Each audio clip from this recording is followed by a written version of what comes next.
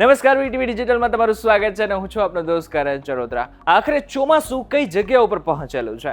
એવું કહેવામાં આવતું હતું કે 1 તારીખ એટલે કે 1 જૂને ચોમાસું કેરળ સુધી પહોંચી જશે અને પછી આગળના સમયમાં 15 તારીખ સુધીમાં તો ગુજરાતના દરિયાકાંઠા સુધી ચોમાસું પહોંચી જ જવાનું છે.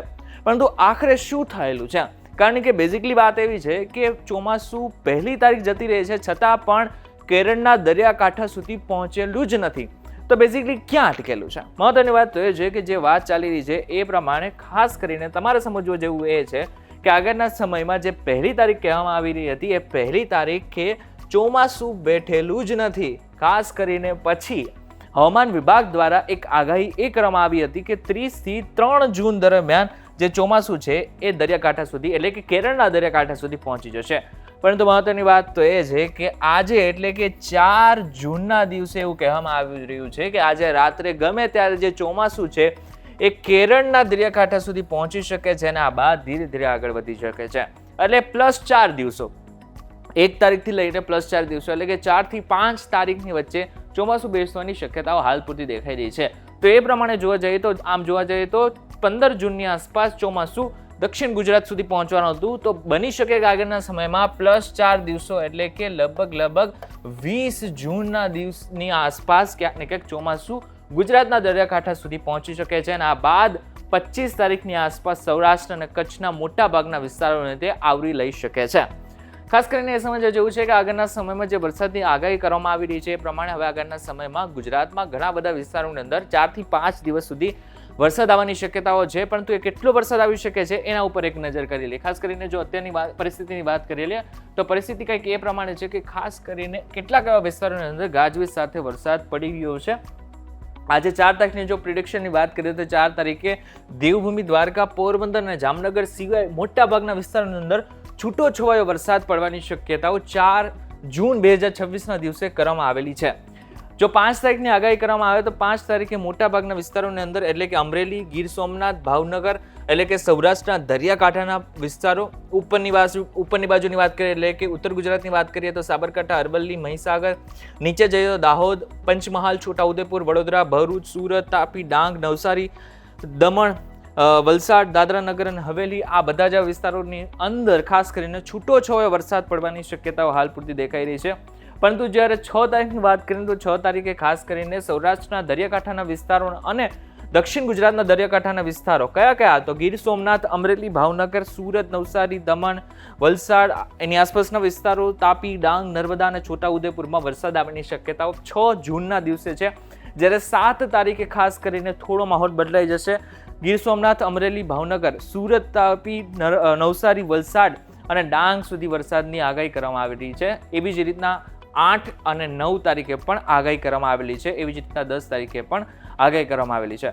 જો થંડરસ્ટોર્મની વાત કરીએ એટલે કે થંડરસ્ટોર્મ એટલે ગાજવીજ સાથે વરસાદની આગાહી કરવામાં આવે તો ઘણા બધા વિસ્તારની અંદર જામનગર, દેવભૂમિ, પોરબંદરને છોડીને આજના દિવસે અમુક જગ્યાઓ પર ખાસ કરીને ગાજવીજ સાથે વરસાદની શક્યતાઓ દેખાઈ રહી છે. જો હવામાન વિભાગના બીજા મોડલ્સની વાત કરીએ તો હવામાન વિભાગના બીજા મોડલ્સ શું કહી રહ્યા છે ખાસ કરીને આ એક ખાસ કરીને જોવાનું રહ્યું. કારણ કે એક પ્રિડિક્શન કરવામાં આવેલું હતું કે ચોમાસું ધીરે ધીરે આગળ વધી રહ્યું છે. જે તમને ગ્રીન કલરનો પટ્ટો દેખાઈ રહ્યો છે પ્રી મોન્સૂન એક્ટિવિટીના હિસાબે આ તમને ગ્રીન પટ્ટો દેખાઈ રહ્યો છે અને ધીરે ધીરે જે ગ્રીન પટ્ટો છે આગળ વધતો જશે. આગળ જેટલો વધતો રહેશે બેઝિકલી એની અસર પણ એટલી જ દેખાવાની છે. મહત્વની વાત તો એ છે કે બીજી જો વાત કરવામાં આવે તો બીજી ગુજરાતના દરિયાકાંઠે હવે કેટલી અસર થવાની છે. કારણ કે આજથી લઈને કેટલાક દિવસ સુધી વરસાદની આગાહી છે. તો જો 4 તારીખની વાત કરવામાં આવે તો 4 તારીખે મોટાભાગના વિસ્તારોની અંદર ખાસ કરીને રાજકોટ છે, રાજકોટની આસપાસના વિસ્તાર છે, બોટાદ છે, સુરેન્દ્રનગર છે, ધાંગધ્રા છે, ભાવનગર છે, પાલીતાણા છે, અમરેલી છે, આ બધા એવા વિસ્તારો છે કે જ્યાં ખાસ કરીને વરસાદ પડવાની શક્યતાઓ હાલ પૂરતી દેખાઈ રહી છે. જ્યારે બીજી બાજુ સુરત, નવસારીની આસપાસના વિસ્તારોની અંદર ખાસ કરીને વરસાદ છે. બાકી બધા જ વિસ્તારોની અંદર થોડો મતલબ કે છૂટો છવાયો વરસાદ પડી શકે છે. 5 તારીખ આવતા જે માહોલ છે થોડો બદલાઈ જશે. તમને નીચે દેખાતું હશે.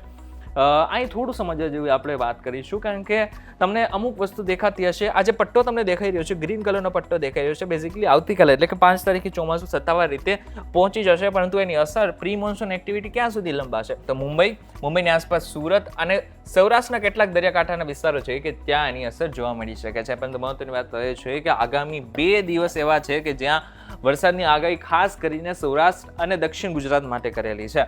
મોટાભાગના વિસ્તારોની અંદર, એટલે કે જો આપણે ભારતના બાકીના વિસ્તારોની વાત કરીએ તો અહીં અંદમાન નિકોબારની આસપાસના વિસ્તારોની અંદર ક્યારનું ચોમાસું બેસી ગયું છે. એ ધીરે ધીરે આ ડાયરેક્શનની અંદર ચોમાસું આગળ વધી રહ્યું છે.